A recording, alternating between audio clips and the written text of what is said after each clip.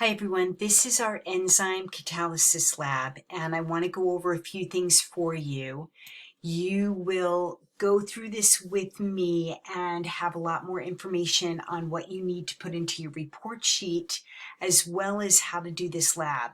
So first we're going to do the background of the lab, and a lot of that will go into your report sheet, and then we will go through the prep of the lab right here. Let's get started. This is your enzyme catalysis kit that you have. In it you have filter sheets, the pipettes, the yeast, 2 medicine cups, but I think you need 3, so if you can grab another one or a paper cup, that would be fine, and your Petri dish. All right, let's go over the overview of what an enzyme is and what an enzyme does, and then our specific enzyme and what it does. So enzymes are complex proteins that are made up by the body. They are biological catalysts. That means that they accelerate or they speed up chemical reactions within the body. And they do that not by accelerating the time or the rate, but the enzymes speed up the chemical reactions by reducing the amount of energy needed to make those reactions run.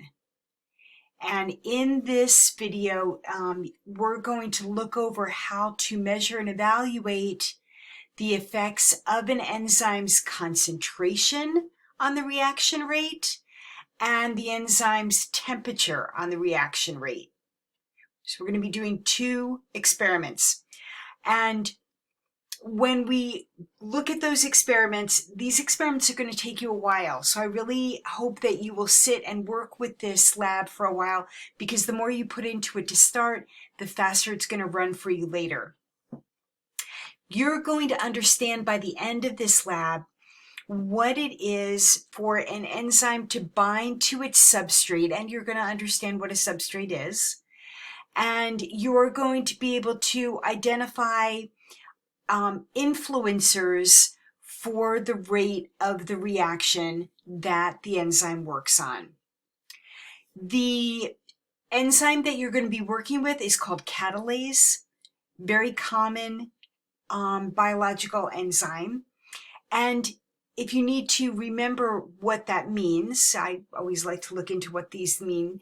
Catalase comes from 2 words. Cata means completely, and lase is like lysis. You've looked into lysis before for a cell lysate in your DNA extraction lab. What it means is to completely cut down or completely cut apart. And what we're looking at for catalase, an enzyme, is it is completely cutting apart a substrate, which is hydrogen peroxide. So let's get into that a little bit more. We're going to be really looking into catalase.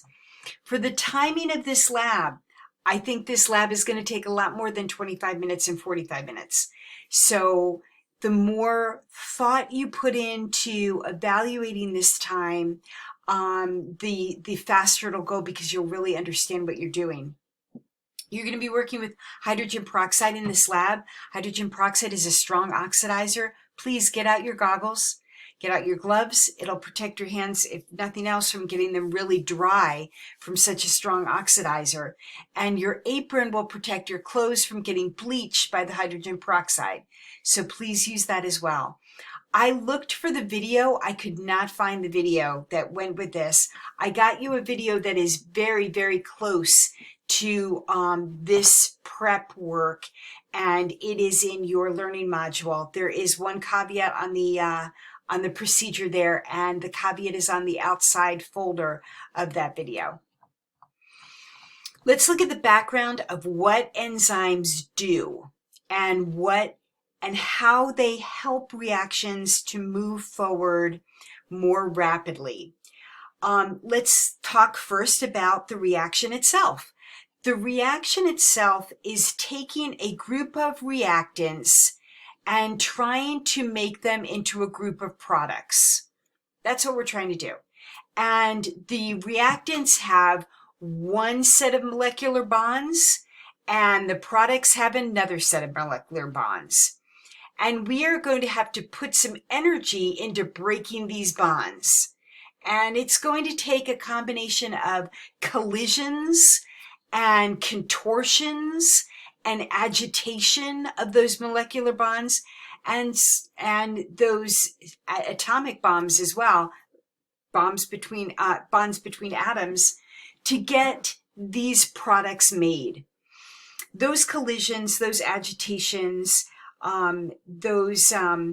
those contortions take a lot of energy to make happen. And that energy is kind of like a gate that the reaction has to go through. The easier we can make that gate to open up, the faster we get through the gate. So enzymes act on reducing the amount of energy needed to break up those bonds. Normally, the amount of energy needed is called the activation energy. And the activation energy is up there. Activation energy goes from the starting point of the reactants up to breaking the bonds and getting them ready for reformation. And here's the kicker. The activation energy is without an enzyme. It is without an enzyme. It is a pure reaction that does not utilize an enzyme. Those reactions that only have activation energies are very rare in the biological world. Most reactions have developed via evolution to have enzymes because it saves the being energy and resources to use their time and energy more efficiently with enzymes.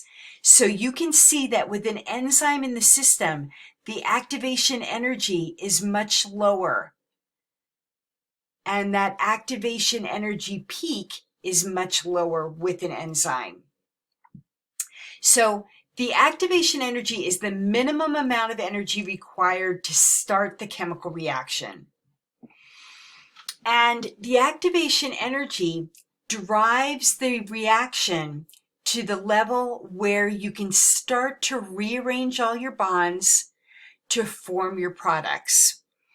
The beauty of the enzyme is that it reduces that activation energy, and it does what's called stabilizing the transition state. Now, what's the transition state? This transition state is the peak of this curve where the bonds have been broken and now they can be reformulated into the product. This is the transition state with an enzyme. This is the transition state without an enzyme. The transition state is a very unstable period because you have all of these molecules without the bonds that they're used to having. So it is a really unstable period that does not last long, but the enzymes work to stabilize the state because they are literally locking and keying the substrate inside their complex protein of the enzyme. So it is stabilizing the whole reaction physically because it locks the reaction in. If you want to see some really good graphics of this, Chapter 8 in your Mastering Biology textbook has some really great graphics of the lock and key. So I really recommend that you go to that. That would be very helpful to you. I found it helpful as well. Now, what is the substrate? The substrate is the reactant that the enzyme is working on. In this case, our enzyme Catalase will work on hydrogen peroxide. We'll explain why it will work on hydrogen peroxide in a second. But the substrate locks into the enzyme, and the substrate is the reactant that fits into the enzyme really well, just like a key into a lock. And you see here that it is like that. It is like a key into a lock. Here's the enzyme shape. It is very much a biophysical modality, locking enzymes and substrates together. You might think this is very simple, but it is really what we're seeing. It is a physical and a functional design here. And we are using that enzyme to make the reaction more efficient and more specific in its reactants and more specific in its products. Now here's the kicker. In doing all of this, the substrate comes in and locks, the reaction takes place, the products leave, and the enzyme is not impacted by any of this at all.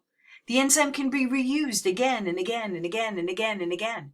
It's so efficient. So the body doesn't need to rally new resources for new enzymes. And it doesn't need to take time to make those enzymes. It's very efficient. Once the products are off the enzyme's ready to work again. Really a beautiful design. Now, these enzymes are highly specific for a narrow range of conditions. Those conditions generally are temperature, concentrations, meaning concentrations of the reactant or the substrate, and pH is another big part of the conditions that are in there. I'm going to stop right here for a second. So in this lab, you're going to be looking at two of these three environmental conditions. In this lab, you are going to be changing the temperature that the catalase is working in, and you're going to be changing the concentration of catalase that you have available. So these two things are 2 out of 3. It's not bad. You can do other experiments on pH, and part of your lab write-up asks you to analyze pH based on some data that's there. So there's a lot of work to do in the lab. Part of what you will need for your report sheet is right in here. When pH values are outside the optimum range, and this is a question that you have in your report sheet, when the pH values are outside the optimum range for the enzyme, denaturing of the molecule, denaturing of the enzyme as well, or denaturing of the reactants, or alteration of the active site shape in the enzyme can occur, so the enzyme can't work well. So you'll probably come back to this so that you can go over this. The reaction that we're talking about is a reaction of metabolism that produces a toxin. Specifically, mitochondrial metabolism produces a toxin, hydrogen peroxide. Hydrogen peroxide is the substrate here. Catalase is the enzyme working during the reaction. The products are water and oxygen. In other words, catalase decomposes hydrogen peroxide into water and oxygen products. The oxygen makes bubbles, and we're going to utilize the observation of the bubbles in our experiment. The catalase will be produced by yeast here. And in the first activity, you're going to investigate how does the concentration of the enzyme catalase affect the decomposition rate of the substrate hydrogen peroxide. This is all about rate in both activities. But in activity 2, you're going to determine how the temperature of the catalase affects the decomposition rate of the substrate. And you're going to find the optimum temperature at which the catalase is most active. Here's a hint for you, more is not better. So I'll see you on the next video.